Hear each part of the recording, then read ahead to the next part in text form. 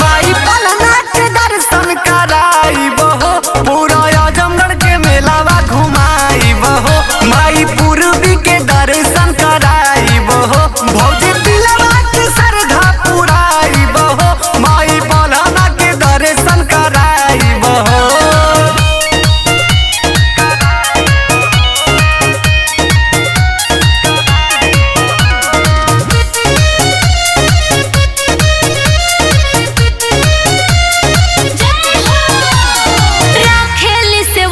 के अपने आबाद हो, शीतला माई होई निजामाबाद हो। सही में का जल्दी चला ए हो कुंज बिहारी चला कर तैयारी।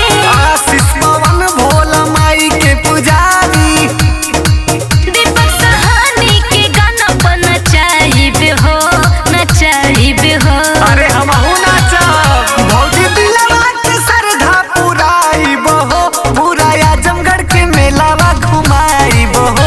पूरा आजमगढ़ के मेलावा घुमाई बहो, भौजी दिलवा के श्रद्धा पुराई बहो। पूरा आजमगढ़ के मेलावा घुमाई बहो। अरे जल्दी चलाइए भौजी, देखा हुई इसके आनंद वो भौजी आ गई नहीं।